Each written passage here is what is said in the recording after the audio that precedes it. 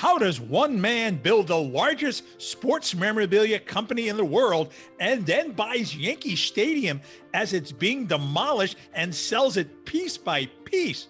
Buckle on up. You are about to hear from this king of sports memorabilia himself. Welcome to the Motivation Show podcast, where we interview remarkable world-class experts that help bring out the greatness within you. Top book authors, super successful business people, and outstanding special guests that will motivate and inspire you with their incredible, uplifting stories and life-changing tips and strategies. Our goal is your success. If you desire more out of life, you've dialed into the right show. So fasten your seatbelts, friends, and let's get ready for some high-octane motivation. Now, your host, the mayor of motivation, Eli Marcus. Our guest on today's show built one of the most successful sports memorabilia businesses ever by building relationships with countless athletes and the best teams in sports. His very name became synonymous with sports memorabilia. If you bought a signed baseball or signed jersey or anything sports related that was signed, chances are good you bought it from Steiner Sports Marketing. He is currently the CEO of the Collectible Exchange, where fans can buy, sell, appraise, and authenticate their sports memorabilia. Welcome to the Motivation Show, Brandon Steiner. Well, how you doing? We're listening to that introduction, which I appreciate. It's nice to be with you today. It's hard to imagine Steiner not at Steiner anymore, but because people know me for 30 years, having built that company, but that was a great company, and I really appreciate the support. But I can't believe how many people have moved over to Collectible Exchange or cxstuff.com. It's a beautiful platform that I've created that is going to be probably one of the top collectible sites in the world as far as people trading and buying and selling. So I've secured over 30 million autographs in my life. Is that all? Yeah, it's crazy. But now people can buy and sell on my platform. I'm more of a collaborator, although I'm always coming up with new projects and always come up with new stuff to do. So it's all exciting. And, most people are so used to Steiner at Steiner, but now it's Steiner at Collectible Exchange. So it's a little different, but it's all good. Well, everybody knows with the name Steiner that whatever you're up to must be pretty good in terms of memorabilia or trading or autographs or events that have to do with athletes. So, that's a given. And how did you originally come up with this idea a few years back, a long time back, I should say, of Steiner Sports? Where did it originate from?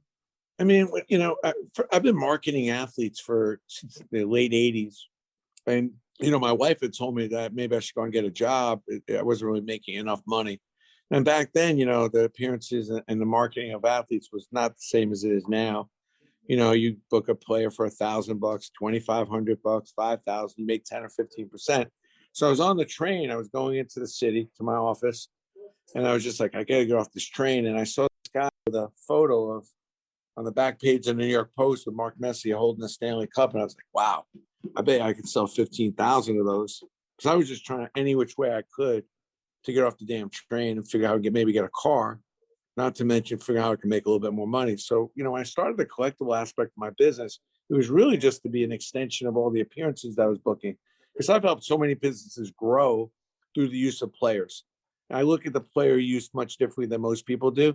And because that's my whole world. So I show them a million ways you can use a player. But at this point, I was trying to come up with an extension of what I was doing. So I was booking like a couple thousand appearances a year out of my company. And my wife on my butt to try to figure out how to go get a job. I wasn't grooving on that. So I was like, what else could I do to make some money? So I came up with this idea about Mark Messier signing the autographs. And I did a deal with him. And I ended up signing a contract with him to sign a bunch of autographs and do some products with him. It ended up being a really big thing. And it started my way into starting the collectible industry as we now know it. And it was a lot about focused on the moment. The whole business that I created was focused on the moment. But originally, when I started the collectible thing, I thought it was a B2B thing. I'm trying to do some business with you. I send you a signed ball. Hope you look forward to the ball rolling. I'm going to go do a presentation to you next week. I'd send you a Hall of Fame picture, signed ball. Hope you're looking forward to my pitch. I'd send you some boxing gloves signed by Muhammad Ali. I think we're going to knock it out of I think we can knock out your business next year. Or I'd send a Hank Aaron signed bat. We're looking forward to hitting a home run with you. Send you a hockey puck. We all have the same goal in common. Let me manage your banking needs or your real estate needs. And I would send, a ball signed by one of the managers. So, it was just kind of all more B2B play. And then all of a sudden it just took its own life with the authentication I was creating. And people knew me to be really connected with so many athletes, which I still am, thank God. And that's kind of how it all come together. When I interviewed Art Shamsky from the 1969 New York Mets championship team, I Googled a little bit and I wanted to find out what the players are making in 1969. And I look and I see Tom Seaver was making 40 grand. Their third baseman had Charles, which was a good player, but not anywhere near the name that Tom Seaver was, making 35,000. He's making only $5,000 less. So I can see how certainly players from back then could use a little extra income, but I'm wondering how a player who's getting $20 million a year, how do you get them to work with you? Well, it's interesting you say that. First of all, when I got in the business, you bring up a good point. I was really trying to help the players that actually needed help, which is most of them. A lot of their careers were coming to an end. They needed other ways to get income, and they hadn't really made the big, big bucks. But I tell people all the time, it doesn't really matter who you're dealing with. What really matters is what value you can provide. And value is what you can do for someone that they can't do for themselves. So when I meet somebody that's making 20 million a year, obviously the value proposition gets a little more difficult. But no matter how much money you make, you do need help. It's my job to figure out where you need help and figure out a way to help. So with a lot of these athletes, it's through their charity endeavors. It's making extra money to keep supporting and driving their charities home. But so I'm automatically thinking when I'm approaching these players, what can I do for them that maybe can help them and save them some time or help them drive home an initiative they have. And a lot of these players have products or have things that they're doing, and this stuff just supports that. So this new website that I've created really does that. Players have charities, products they're creating. This new site called Athlete Direct helps them do that. So the value proposition is not easy as it was 30 years ago. When I call a player up, he'd be really happy to hear from me. And any money was good money. Now it becomes a little trickier, and you got to be even more authentic and more creative in trying to talk with some of these bigger name players into working with you. But being that I know what I'm doing and I've been doing this for a long time, I think the players are appreciative of what I'm offering them. I try to make it beneficial to them and try to help them take care of a category which connects them to fans. All these autographs and memorabilia gets fans and players connected. And I think it's important as part of a player's brand to do that. And we figure out different ways to do it, sometimes better than others, depending on the player. But most players want to be connected to their fan base. And I feel like I can help them do that. Well, when we think of athletes, of course, I'm sure there are some athletes that are very humble and very modest. And then there are others that probably have pretty big egos. How do you deal with the big egos? We love the athletes with big egos. I think that most athletes have big egos because I don't think you could be as great as they are playing the kind of stage without having that kind of confidence and self-ability. It's just a matter of the humility and the empathy about, getting real that matters, not how big the ego is. Because sometimes the athletes with the biggest brands, with the biggest egos, sell the best, sell the most, and it pushes me to even do better work. So, when you're dealing with bigger names and bigger ego players, remember, there's always accountability, responsibility that comes with those relationships. So, yeah, is it great to have a relationship with a Mariano Rivera? Yes. And I'm extremely grateful. And he's an extremely humble guy, but he has an ego. But it pushes me even more to be even more accountable and put better work out. Because I know there's only one of him and I've got to do my best, or he'll find somewhere else to go, or he won't do what I'm doing if he doesn't feel like it's really good quality work. So it pushes me to be better. And I think it's a lot of these athletes that have the big egos that are great, that have pushed me to do what I'm doing as well as I've been able to do it. That's a great way to look at it. It ain't comfortable though. Yeah. It ain't convenient. If you're out there listening, I mean, it's sexy from the outside, but you better buckle in and bring your A game to work every day because there is no second place with a lot of these talents. And so how do you bring the A game? What are the biggest secrets you've learned about success? Well, I think most importantly, it doesn't matter where you're at. What matters is what you want to accept. And you got to push yourself to want to do better, want to do more, want to learn more. As you get older, energy is a critical part. You got to have the energy and the stamina to play the long game. especially when you're dealing with high level, high profile, high energy talent that expect, they're playing hard every day. They want you to play hard every day. So I think, energy is critical. Creativity is critical. For me with the athletes, it's really keeping my boyish, young, stupid, ignorant approach. As many times I've been with an Eli Manning or Derek Jeter, you still got to be a fan. You can't take any of their greatness for granted. And you can't get comfortable with it. You got to keep yourself at a high level of empathy when you're dealing with players like this. And empathy is really putting yourself in another person's shoes. So I always try to put myself in a common person's shoes, because if they got to meet a Derek Jeter or they got to meet a Mark Messier, they'd be out of their minds excited. And I want to keep that level of excitement high. And that's how I can create, and that's how I can kind of see how a common fan would want it. Not from my view, who's maybe seen a player 100 times. I don't want to blur that view, or actually I had to be careful with that view. I want to make sure that I've got the 10-year-old kid who's meeting his athlete for the first time, his hero. And so I maintain that mindset. Does an athlete like a Derek Jeter, does he, even though he's been fawned over by millions and millions of people, does he still want that from you? The relationship is different, depends on the athlete, but I think he understands the responsibility of connecting with his fans. And in his particular case, for many years, we used it to obviously support his Turn 2 Foundation, and it served a real strong purpose. He probably never really cared much about more attention or additional attention, frankly, unless it was something that was going to help his teammates. So he had his head screwed on pretty good. But generally speaking, he found a purpose for doing licensed and collectible stuff that really wasn't all that interesting probably to him, I would imagine. But frankly, because it helped his foundation, and it also took care of a very important element, which is the fans. You have to remember how you got there. Like, I think the great ones realize, as great as they are and how much money they're making, they're only as great and popular because of the fan base that cherish them and run around and fawn over them. So, there's got to be somewhat of a give back and a connection and a responsibility to that. And I think that some players these days get it more than others, but definitely most players get it a lot more than they did 20 years ago. Yeah. So sometimes it's about their foundation. Sometimes it's about giving back to the fans. Yeah. It's not just about themselves. And I love that. Yeah, that makes a lot of sense. So have you always been this colorful personality? Take us back to where you grew up and how you grew up, and let's get a sense of how it all happened. My mom was a big personality, and it's something that she taught me about, how to present and how to go after what you want, and making sure you're adding value and making sure you're a solution-based business person. I mean, I grew up extremely poor, is an understatement. And, I've been working since I'm 10 years old, so I'm very comfortable. Did that make you hungry? Do you feel being poor? Do you really feel that like that drove you later on? I mean, I always realized that I had the talent to do something special. My mother drove that home with me, and she always drove home the fact that, our circumstances are poor, but you're as talented as anyone else, and you deserve all the opportunities and all the upsides as anyone else in this planet. So it's up to you whether you want to take advantage of it. As a matter of fact, because we're so poor, we may have even more advantages than somebody that has some money. And we definitely took advantage of those opportunities, being as poor as we were. I always envisioned, it's funny, as little as I had, even all the way through high school, college, envisioned being really, really successful, having a bunch of companies. I was always loving business, always thought I'd own a few big businesses.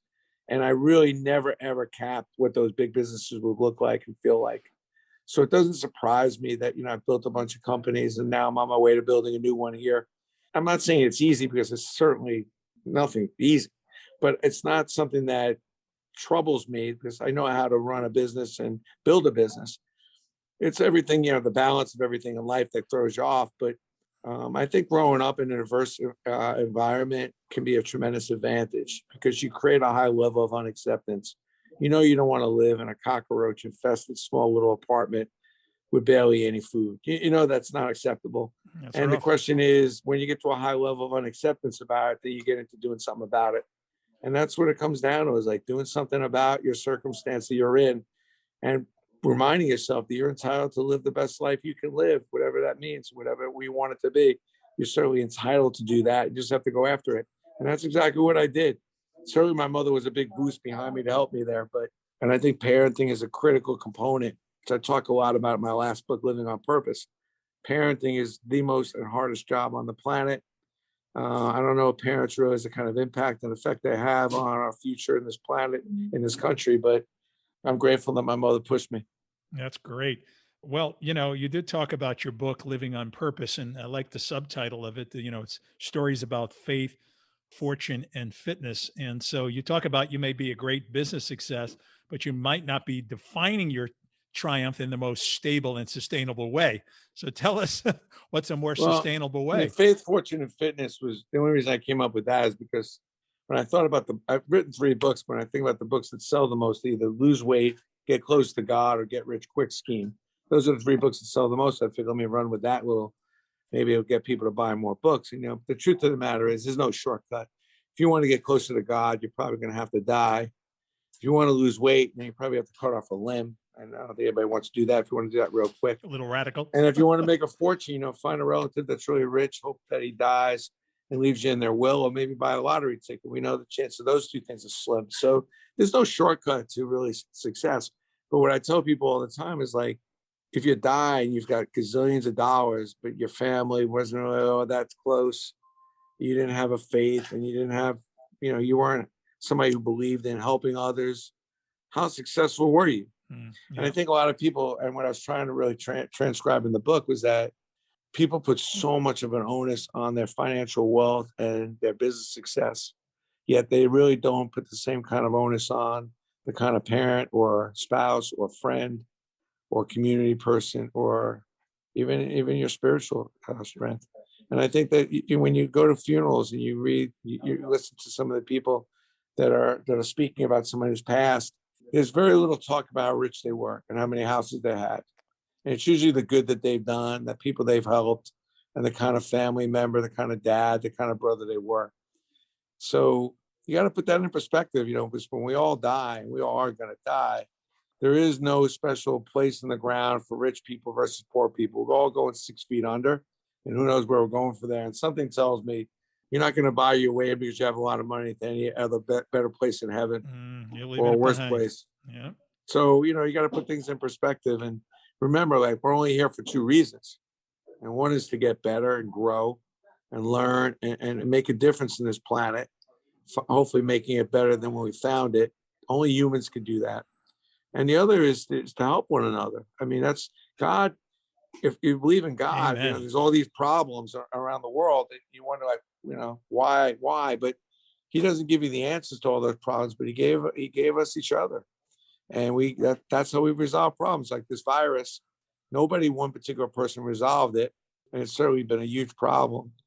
But we've together around the universe figured out a way to solve it, and that's what we need to do more of. More of the common good.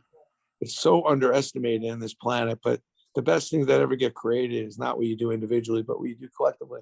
Well, I think you're right on. You talk about a funeral, even if it talked about your father's funeral in your book, and Yeah. that there were like 5 people that showed up to the funeral, and that hurt you, because in the Jewish tradition, you actually need 10 actually even come. You have to We had to borrow a few had to people from borrow another some people, funeral. yeah. It's painful. And so that's sometimes in that pain is great lessons to learn about how to live your own life and how to help other people live their lives.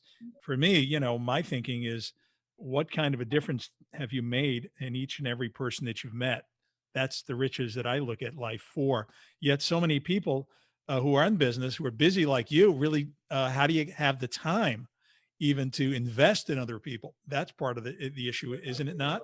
A No, time issue. I No, think, how do you not have the time? And I think that, beautiful. I love that answer. to fill yourself, you got to forget yourself, man. I mean, you Beautiful. gotta take a minute, step outside yourself, and really lead with empathy. Lead with the ability to see what it's like to be in someone else's shoes, and to at least help the people, at the very least, in your own community, your own neighborhoods, to the people that are not as well off as you are. And I think every religion and every spiritual concept has some part of what you make in your time to do that. So if you're not following what some of the greatest spiritual leaders that we've ever known are saying, then you got some other solution. I mean, but every spiritual religious leader that we've known, from the Bible, Torah, everything, has, give back, take some percentage of what you do and who you are to help others less fortunate. So if you're not doing some of that, and it doesn't matter what level, I think a lot of times people feel like helping others is left to the people that are extremely wealthy, and they just get more notoriety for it. But every little bit counts. And I think that whether you're giving an hour of your time or you're donating $10, those things all matter, especially when we do it in a collective way.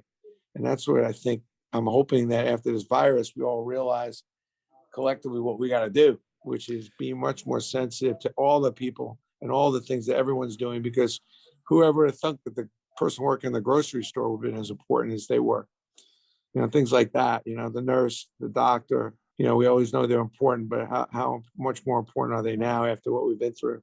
Say a kind So word once in a while to those people, right? And more than that, treat yeah, them like your best customer, yeah, beautiful, I always say, treat the people that are most important, which is just about everybody, like your best customer, not beautifully just what said. they could do for you at the moment. So, So you're running these businesses, and I look at a lot of business owners, and they're angry, they're overweight, they're stressed. They can't seem to put all the puzzle parts together. How do you do what you do and stay in balance? What's the secret? well, first thing is there's no such thing as work-life balance. That's bullshit. So stop trying to balance it because you won't find it. But if you're not respecting the other pillars, if you're not respecting the fact that you have friends, realizing that your health, your body is a business. So whatever business you think you're running, add one more business to it because your body is a business. And you may want to ask yourself, if your body was a business, would you be bankrupt or would you be in some serious trouble? And I think most people think, well, let me do some more well, and then I'll do some good. And, let me get through this one more year, make some more money, then I'll get in shape, then I'll work out. But you don't do well, it doesn't lead you to doing good. Doing good leads you to doing well. What's important is do as much good as you can, and that's what leads you to doing well. And it's the same thing. Like I always thought I didn't have time to work out. I started working out every day because I know how important it was. And I can't believe how much more clear I am, how much more I was able to do in a day. And I think a lot of business leaders have learned that, but a lot of business leaders have not. And the stress level and the amount of physicality one needs to run a business successfully, you have to be at your best level of energy. You're eating, those are all part of the gig. You're just making a ridiculous amount of money running a business. Is not there's some cost to that business, which is your other business, which is your body. So, you got to, like LeBron spends $1.5 million a year just on his body. Now, obviously, he makes a ton of money. You got to put it in perspective, but there's a reason why he plays as many years and doesn't get hurt much. And I think you got to look at it that way. If you're lucky enough to run a business and make some good money, I think you got to realize that part of the deal is, in order for you to have the longevity of doing that, is taking care of yourself. And running that part of the business is complicated and it is consistent. So if you're not worrying about your health and your body and your fitness, your energy, your nutrition, you're going to be bankrupt. Right. And the bankruptcy with your body is not as forgiving as the business bankruptcy. Yep. That's That well usually said. leads to hospital visits, many doctor appointments. There is no circumventing it.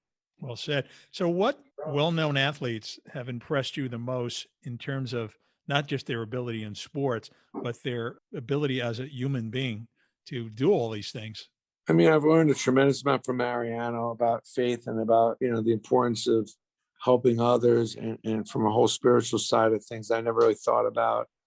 I've learned a tremendous amount from Mark Messier about leadership, team, family, tremendous family guy, really, really a great friend and what it really means to be a great friend, not just have a lot of friends because you're famous, but really what it means to be all in about your family and your friendships.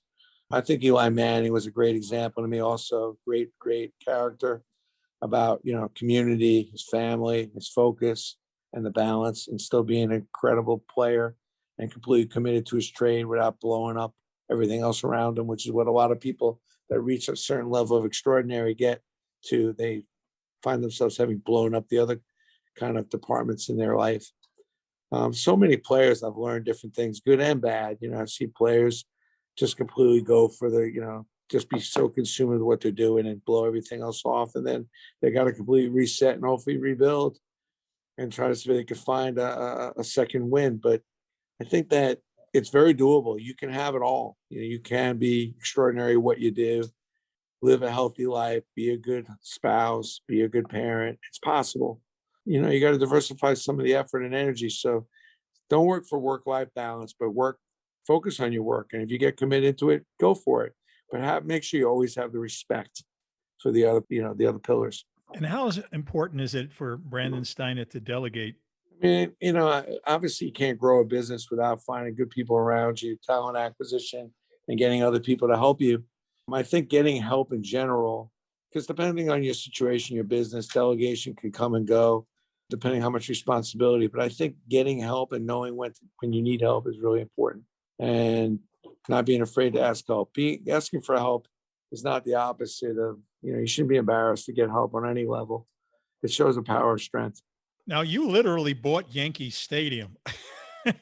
uh, Define that for us. Tell us how that I all mean, came I was about. partners with the Yankees, and the Yankees, they believed in me. They helped me, with buying the stadium. So that was a great opportunity to sell off the stadium, the seats and the foul poles and the dirt and the grass and the locker room. I absolutely loved it. I mean, it was a great opportunity. I'm very grateful to the Yankees and the Yankee fans who really, really bought into my bigger picture of thinking about how I wanted to sell off that stadium and not just take a few valuable parts and sell it, but I wanted to put that stadium to rest in a really dignified, classy way. I know it sounds crazy, but if you're a Yankee fan and you've been to games in that stadium, it's special. And I don't want to just blow it up and not remember all the little things that go on in that stadium. So it was a 4 or 5 year project. I think the Yankees, I mean, I give them a lot of credit because that wasn't a money grab, but it was the right thing to do. And they really supported me throughout that whole process to get that done the right way. And now there are many Yankee fans, which, Yankees fans are crazy about their team. And they have that little piece of the stadium that they can remember. And I think it helps them enjoy the new stadium even more because that past is kind of set up and it's done. And the new stadium's pretty special. So, I think in order to move forward with your future, you always got to get your past organized and put the rest the right way. So, do you have fears and doubts? And if that stopped you from doing anything? How much time do we got? I mean, yeah. I mean, listen, I think as an entrepreneur, I mean, I think anytime you're coming up with something new, with my new websites and there's so many doubts and you question but I think that, having a faith, which is, not believing in something that you can't see or always realizing there's always a little light in the dark is critical. But yeah, I mean, listen, I have a ton of doubts and a ton of nervousness. There's a lot of things to be nervous about, especially in this day and age. But I think having confidence in God and having confidence in myself and confidence in my strategy, helped me through those moments. I do get a little crazy and then I'm like, Brand, you got this. You know better. You know how to do this. And the good Lord upstairs, he's gonna guide you. He's gonna take you through it. So, I try to focus in on being prepared as much as I can because I don't want to fail and then feel like I could have done a better job being prepared for the moment. So I try to make sure my strategy and I'm prepared and then I keep a high level of faith. I love it because at the end of the day, having faith in not only yourself, but in a higher entity certainly Yeah. steers your ship a lot better.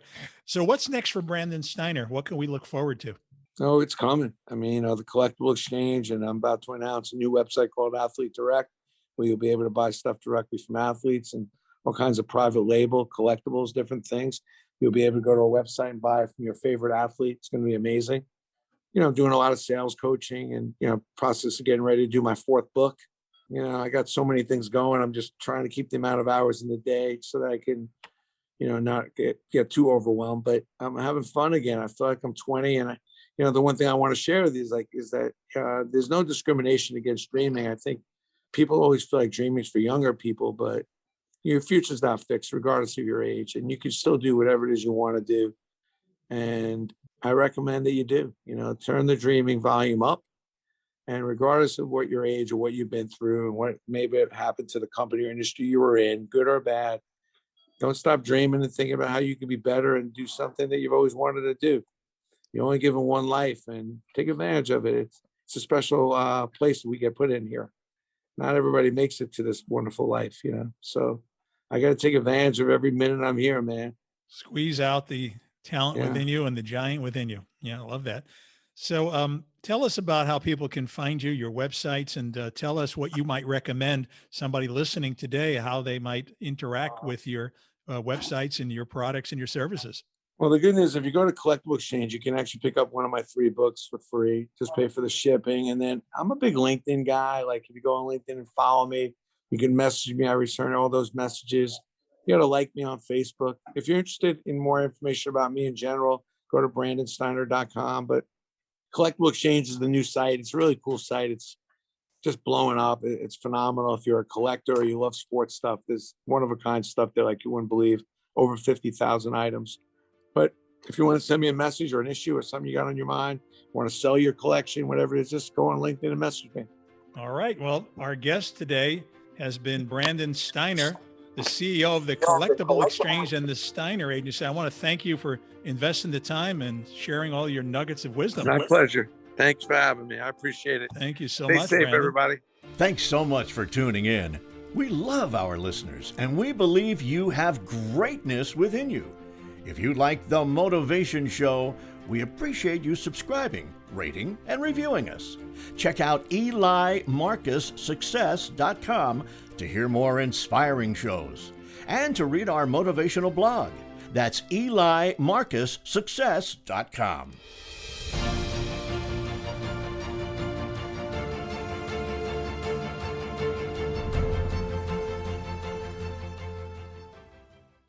This podcast is a part of the C-Suite Radio Network. For more top business podcasts, visit c-suiteradio.com.